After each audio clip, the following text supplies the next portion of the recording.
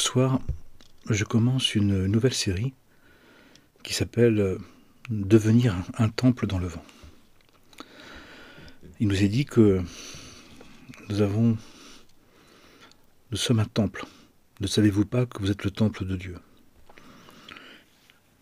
Et donc, ces prochains jours, j'aimerais parler, expliquer comment être un temple dans le vent, un temple dans le monde, un temple dans les aléas du temps. Donc ce sujet, cette série, je l'ai appelée donc Devenir un temple dans le vent. Et ce soir, premier élément d'affirmation qui est nécessaire, qui nous protège. Dieu est le seul capable de nous libérer des étroitesses de ce monde. Cette parole est l'expression du premier commandement, des 10 paroles de vie, des 10 commandements, qui dit que je suis et Dieu, le je suis et Dieu, ton Dieu, qui t'ai fait sortir de la terre d'Égypte, de la maison d'esclavage.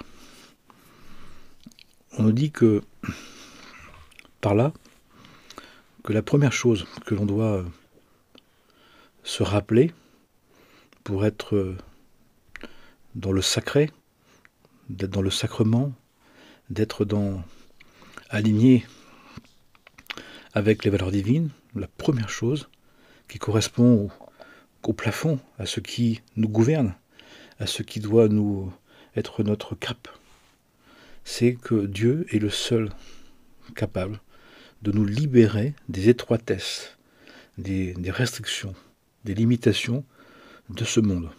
Et tout le monde se plaint de ce monde, des frustrations, des empêchements, des limitations, des obligations, des injonctions. Parce qu'on est dans ce monde-là. Et on est dans ce monde-là, justement, limité, duel, séparé, éloigné, retourné, inversé, pour que l'on puisse, justement, comprendre que Dieu est le seul capable de nous libérer de ces conditions.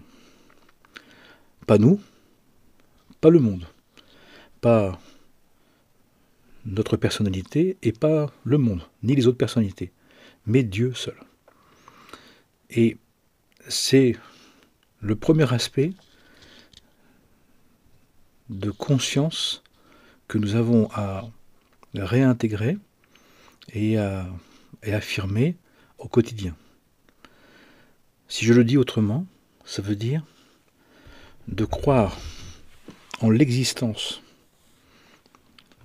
de Dieu, du divin, qui donc existe, qui nous a donc créés, nous sommes donc une créature, et qui est là pour nous aider à sortir de cette glu mortelle du vieil homme, de sortir des épaisseurs, des lourdeurs, des pesanteurs qui nous animent. Ce qui veut dire que, comme pendant le jardin d'Éden, pendant le temps où Adam et Ève étaient au jardin d'Éden, nous devons avoir conscience que nous sommes des êtres créés en présence du divin et qu'il souhaite justement nous faire sortir de ce labyrinthe ou même de ce dédale, de ce fonctionnement, de cette situation. Mais ça veut dire d'accepter qu'il y a un divin, qu'il y a un Dieu qui nous a créés, et que c'est lui seul qui peut nous en sortir de cette situation-là. Ce qui demande de travailler ou d'œuvrer, de construire une confiance en Dieu. Et pas simplement une confiance, mais aussi une envie de lui demander. Nous avons un libre arbitre.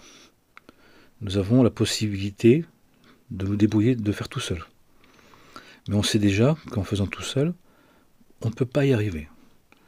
Mais on sait aussi qu'on a besoin d'expérimenter un certain temps le fait de vouloir faire tout seul, comme on veut,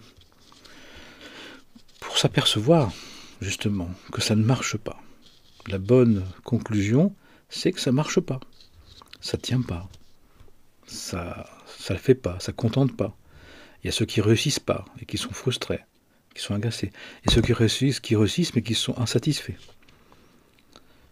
Tout ça pourquoi? Parce que c'est justement pour qu'on s'aperçoive, qu'on reprenne conscience qu'il y a celui qui peut nous sortir de cette prison, de cette Égypte, de cet enfermement, de l'illusion, de l'imaginaire, du virtuel, de ce monde qui voudrait par lui-même y arriver, eh bien, de se souvenir qu'il n'y a que celui qui nous a créés qui peut nous en sortir.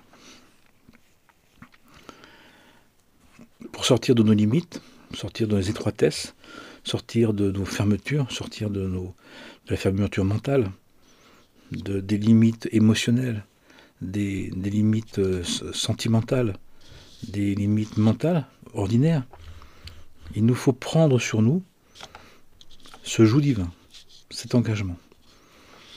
De moi-même, je ne peux rien.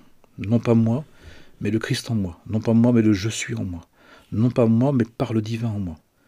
Pour me libérer de mes passions, du monde de mes passions et des passions du monde. Puisqu'à un moment donné, quand on en a fait suffisamment le tour, et c'est nécessaire d'en faire le tour, eh bien on voit que finalement, on ne peut pas se défaire de tout ça, se sortir de ce dédale, sans trouver celui qui va être capable de nous faire voir, de nous faire percevoir que ce dédale finalement c'est un labyrinthe, et de nous permettre de trouver, d'être le précurseur, d'être l'annonciateur, d'être le veilleur, d'être celui qui va nous montrer le centre, la sortie du dédale finalement qui était un labyrinthe, pour éviter d'être asservi, d'être esclave de nos passions et des passions du monde. Donc, premier élément fondamental, Dieu qui est le je suis éternel, qui était, qui est, qui sera, est capable, qui a créé ce monde pour nous aider à voir qu'on avait besoin de nouveau de Dieu. Pour quelle raison? Parce que Adam et Ève ont fauté, ils ont décidé tout seuls, alors qu'on leur avait demandé d'attendre, ils n'ont pas attendu, et ils n'ont pas ensuite reconnu leur erreur. Et donc ce monde, d'un point de vue ontologique, d'un point de vue spirituel, il est là justement pour qu'on reprenne conscience de la nécessité absolue, vitale, fondamentale, que pour retrouver à travers ce dédale des passions et ce dédale du monde, le sens du labyrinthe, de comprendre que c'est un labyrinthe, pour retrouver le centre, pour sortir justement de ces étroitesses, de sortir d'Égypte, eh bien, il nous faut un guide qui est justement est capable de nous en sortir parce qu'il connaît, parce que c'est lui qui l'a créé, parce que c'est lui qui peut nous en sortir, parce que c'est lui qui peut nous montrer comment nous en sortir. Mais la condition, nous dit-on, c'est de lui demander, en acceptant que seul lui peut nous guider, donc de se laisser guider, et pour ça de renoncer, comme le jeune homme riche, à ses passions, comme de laisser les morts enterrer les morts, d'accepter qu'on ait besoin d'un guide, qui est Dieu, pour justement arriver à vivre ce monde d'une autre manière, à vivre ce monde dans une relation de sacré, une relation de spiritualité, de divin, qui fait que nous allons percevoir à travers les événements, à travers les circonstances, à travers la vie, non pas un flou, non pas un chaos, non pas un dédale, mais un labyrinthe. Une manière de traverser, une manière de passer, là comme la pécha, de passer, d'arriver à trouver les passages étroits pour nous en sortir. Ce qui veut dire aussi qu'on a à vouloir s'en sortir, pour lui demander et d'accepter que déjà il essaie de nous en sortir, déjà quand on ne le demande pas, mais Mais quand on lui demande, il va vraiment faire en sorte de nous en sortir.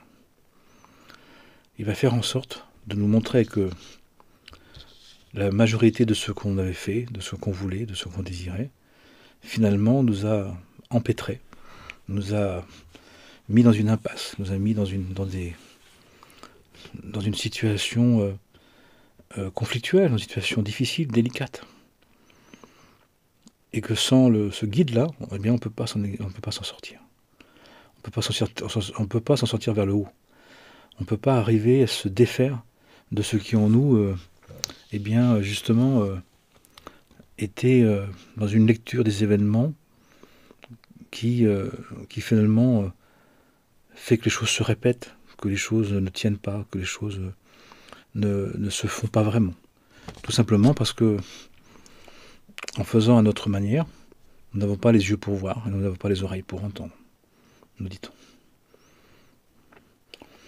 Donc nous devons comprendre que celui qui peut nous faire sortir d'Égypte, sortir des étroitesses, des limitations, de l'imaginaire, du virtuel, c'est le divin. Mais ça veut dire qu'il nous faut prendre son joug, il nous faut prendre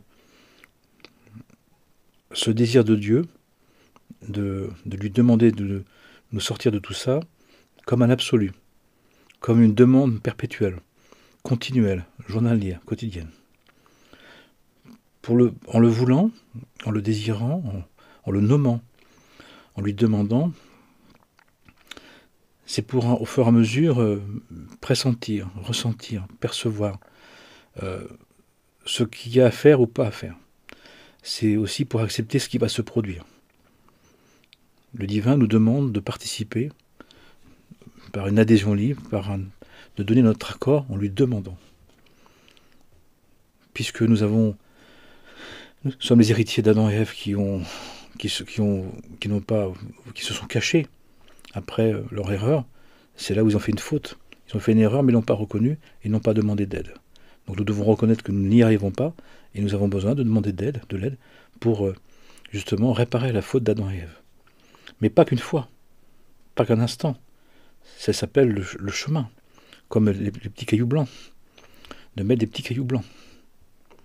De faire en sorte que on puisse à chaque instant, de pensée en pensée, de parole en parole, d'acte en acte, dire, affirmer, confirmer, et que nous voulons nous en sortir, que nous voulons ne plus aménager notre prison, ne plus faire avec, mais vraiment faire confiance à Dieu pour arriver à ce qu'on puisse justement accepter que ce qui se produit et ce qui se produira est fait justement pour qu'on puisse s'en sortir. Ce que je veux dire là, c'est que actuellement, on nous dit que, encore une fois, dans cette fin des temps, le cycle de temps ancien, encore une fois, ce n'est pas la fin du monde, Dieu nous en préserve, surtout pas. C'est pas de la catastrophe, c'est simplement une transformation, une métamorphose. Et bien dans ce temps-là, on nous dit que cet impératif, il est maintenant général. Le fait de passer à ce nouveau temps est général, est une proposition générale, qui peut trouver différentes réponses. Il y a des personnes qui vont vouloir rester en Égypte, qui vont vouloir rester dans un monde, mais on sait ce monde, ceux qui vont y rester, qui ne voudront pas demander à Dieu, qui ne voudront pas adhérer à cette version des choses que je propose, on le sait déjà, ils vont être de plus en plus esclaves du monde. Et on voit avec la technologie que ceux qui veulent rester en Égypte en quelque sorte, ils vont y perdre leur nom, ils vont y perdre leur conscience, ils vont y perdre leur liberté. Parce que pour justement sortir de cette Égypte, et on sait qu'en Égypte qu'il y avait tellement de magie noire, il y avait tellement de fonctionnement de pression psychique, de pression religieuse, de pression de pouvoir, que les personnes, ça les terrifiait, et ce qui fait qu'ils ne sortaient pas. Mais si nous voulons nous en sortir, et nous commençons à nous en sortir, de cet état de dépendance au monde, de dépendance psychique, de dépendance émotionnelle, mentale, financière, sexuelle, sensuelle, comment on fait? C'est de reconnaître que Dieu existe et qu'il est capable lui seul de nous en sortir, de nous permettre de trouver un chemin à travers ce monde qui va nous amener vers le désert, puisque quand on quitte l'Égypte, on rentre dans le désert, pour ensuite passer à trouver la terre de toutes les promesses, c'est tout, la terre où coule le lait et le miel. Pour ça, on nous dit que de reconnaître qu'il y a dans notre conscience, d'alimenter notre conscience de cette vérité spirituelle, il y a un être divin qui a tout créé, qui est présent, et qui est actif, qui agit, et à qui je peux demander de me guider à travers ce qui se passe dans ma vie pour sortir justement de ces dépendances affectives, ces dépendances financières, ces dépendances matérielles, et de trouver une envergure différente, ça m'appartient. Et la limite, c'est mon engagement. La limite, c'est mon laisser-aller. Mais si je suis, et que je dois être, parce que je dois être quotidien, être régulier, qu'est-ce que ça va produire ça? Ça va produire que il y a comme une providence, il y a comme une aide, il y a comme un soutien, il y a comme des ouvertures, il y a comme des solutions qui vont se présenter, qui vont m'être proposées. L'acte, le côté providentiel, que certains vont appeler la grâce de Dieu, mais pourquoi pas, c'est le fait, à un moment donné, de percevoir la présence du divin et sa providence à travers les événements. Un conseil, une aide, un soutien, une proposition, une entraide, une facilité, une résolution inattendue. Mais pour cela, il est nécessaire de se mettre dans une conscience volontaire de l'existence de Dieu, de la présence de Dieu et de l'action divine que nous demandons, que nous réclamons, que nous souhaitons, que nous exigeons, que nous appelons, que nous désirons. L'immanence divine, la présence du divin, elle peut être captée, elle peut être reçue, elle peut être utilisée parce que notre foi en Dieu fait qu'on peut la recevoir. D'où la notion de la foi. D'où la notion de la foi. On pourrait dire, le soleil est présent, mais mets-toi au soleil. Eh bien, le divin est présent, mais mets-toi devant Dieu. Et on nous dit que nous devons, au-dessus de notre tête, être toujours conscients que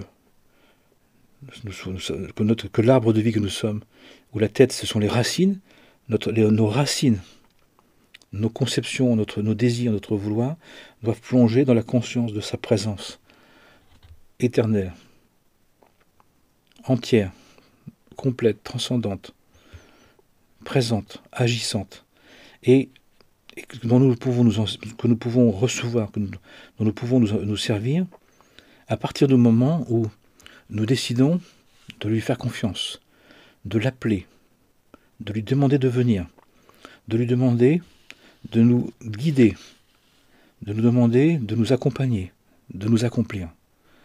Encore une fois, on a une part de libre arbitre qui fait que, même si ça se fait à minima pour tous, si nous voulons vraiment, vraiment que ça agisse dans notre vie, il nous faut la demander.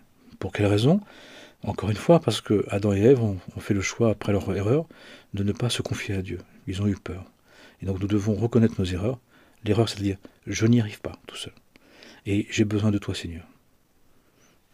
Dans la prière de la orthodoxe, par exemple, du pèlerin russe, Seigneur Jésus-Christ, aie pitié de moi, ou aie compassion de moi. Mais ça peut être dit autrement. Ça peut être dit le je suis. Certains appellent le divin le je suis. Dans Moïse, c'est ayez à chérir, je serai qui je serai. Je suis le je serai. C'est-à-dire, je suis celui qui va t'amener vers ton je suis. Donc cet état d'exil physique, d'emprisonnement psychique, de limitation matérielle, personnelle, d'emprisonnement, d'étroitesse, nous avons à nous en sortir. Donc pas tout seul. Par le premier commandement qui doit animer notre esprit dès qu'on se lève le matin, c'est Dieu existe, je crois en lui, et c'est lui à qui je demande exclusivement de me sortir de mon fardeau, de mes obligations, de mes difficultés. Parce que c'est lui qui va m'amener ce joug aisé et cette charge légère. Cette capacité, justement, de m'amener vers une libération de mon être, mais qui m'oblige à un joug, c'est-à-dire quel est le joug, quelle est l'obligation, c'est de nous souvenir en permanence que nous plongeons nos racines, notre tête le haut, notre racine dans la confiance en Dieu. Dans la confiance en Dieu qui provient de la certitude de sa présence, de l'affirmation de sa présence, de la confiance infinie en sa providence. Et ça dépend que de nous. Donc la notion de la libération, elle est là. La notion d'être libéré de ce qui nous empêche de vivre, d'être libéré d'un aveuglement, d'une surdité, d'une dépendance, pour être délivré de cette terre impure, cette terre corrompue, cette terre d'esclavage, cette maison d'esclavage. Eh bien, il est nécessaire justement de nous amener à entretenir dans notre conscience que la présence divine a la possibilité de nous faire sortir de nos limites, sortir de nos empêchements, de nos attentes qui seront forcément déçues, de l'emprisonnement, des pièges du monde, des pièges des passions du monde ou du monde des passions, pour faire en sorte que nous puissions justement, au fur et à mesure qu'on lui demande, qu'on l'attend, qu'on l'appelle, qu'on le désire, commencer à pressentir sa force, sa présence, son action, sa direction, qui fait que, au fur et à mesure, on va sentir en nous une libération. On va sentir en nous que on trouve une autre envergure, une autre dimension de notre être. Qu'il y a quelque chose de notre intériorité, de notre royauté, qui peut maintenant commencer à s'exprimer. Et étonnamment, en faisant ça, il y a des facilités qui arrivent. Il y a des lourdeurs qui se défont. Il y a des pesanteurs qui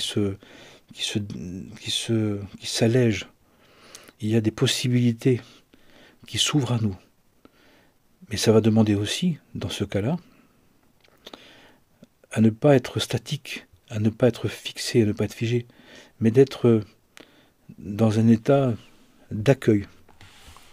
Que la vie appartient à Dieu, et la vie appartenant au divin, elle est bienveillante. Mais elle va être bienveillante pour qu'on puisse réussir, non pas le projet de la personnalité qui est prise, qui est emprisonnée justement dans le monde des passions, de la passion du monde, mais que le divin va essayer maintenant, va nous aider à réaliser notre projet spirituel.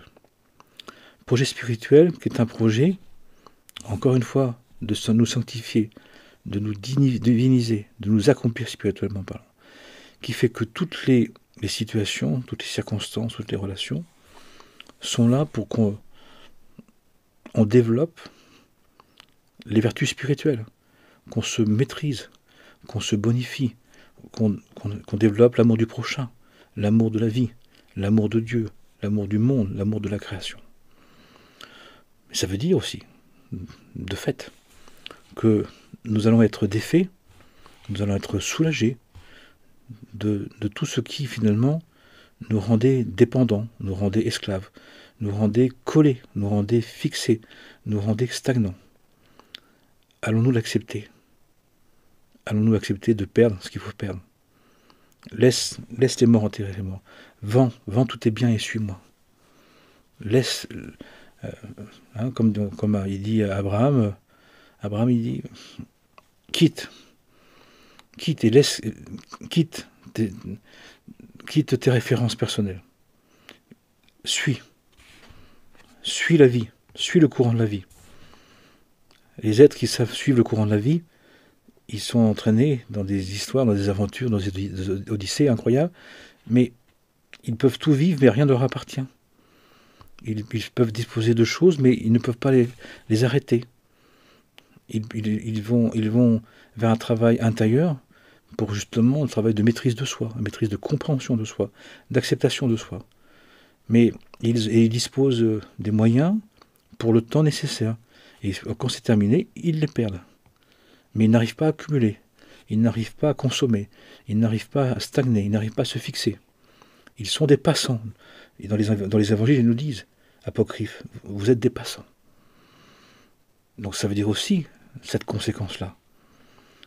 En ayant la foi en Dieu, en son existence, en sa providence, en sa bienveillance, la vie, la vitalité, la vie nous entraîne, nous fait cheminer, et nous dit, ne tarde pas, quitte, laisse-toi quitter, utilise au moment où c'est possible, ne t'attache pas, sois détaché, ne te fixe pas, ne te fige pas, ne stagne pas, sois passant, sois bougeant, sois vibrant.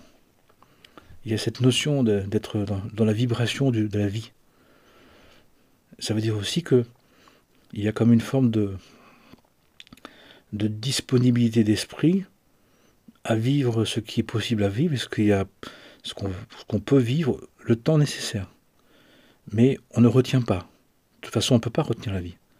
On commence à être malheureux quand on retient la vie. On commence à être déprimé quand on veut rester à un stade. Et c'est là où on commence à régresser, c'est là où on commence à être malheureux. Mais si on se met dans le mouvement de la vie, si on accueille ce qui est comme cela est, et comme ça peut être, eh bien, on se laisse conduire. Allons-nous accepter de vivre de la manne de Dieu? Allons-nous accepter que la vie nous propose et que nous avons à cheminer, nous avons à grandir, nous avons à expérimenter, nous avons à rencontrer, nous avons à désirer? Pouvons-nous accepter que un certain temps nous avons quelque chose à faire, puis ensuite ça se termine? Pouvons-nous accepter que les choses se transforment, se modifient, s'améliorent, mais pas comme on veut? Ça veut dire aussi d'abandonner les possessions les plus dures qui soient, les compréhensions, les idées. Je vois les personnes se martyriser, se blesser, s'effondrer, s'agacer, se déprimer, parce que la vie n'est pas comme ils voulaient. Mais ils ne remettent pas en question, mais d'où ça vient ça? Qui te dit que la vie doit être comme tu veux? Qui te dit que la vie doit être comme tu avais envisagé? Ça vient d'où ça? Tu l'as lu où? Qui te l'a dit? Pourquoi tu y as cru? Ça sort d'où cette histoire-là? Et puis pourquoi, ne serait-ce que ta vie qui ne la confirme pas, qui même l'infirme, pourquoi tu luttes contre ça? Pourquoi tu luttes contre le réel? Parce que tu veux imposer. Et c'est en cela où on est le plus malheureux. On veut imposer. On veut obliger. On veut forcer. On veut tordre le bras à la vie. On veut tordre le bras à Dieu. Folie de folie. Impossibilité. Le résultat du malheur. C'est dit dans les enseignements. Si tu veux que la vie se conforme à ce que tu veux, tu seras malheureux. Tu seras mal. Tu seras terrifié. Tu te sentiras maudit. Tu te sentiras coupable. Tu te sentiras dévalorisé. Tout ça parce qu'on a oublié qu'on était des passants. Souvenons-nous encore une fois, nous ne sommes venus avec rien et on n'emportera rien. Que nos accomplissements, que ce qu'on a été à travers ce qu'on a fait, ce qu'on a possédé, ce qu'on a vécu, ce qu'on a réalisé. Et souvenons-nous qu'on nous parle de sortir d'un esclavage, de sortir d'un Égypte intérieur, c'est-à-dire des étroitesses, des limitations, des addictions, de quitter les addictions, de quitter des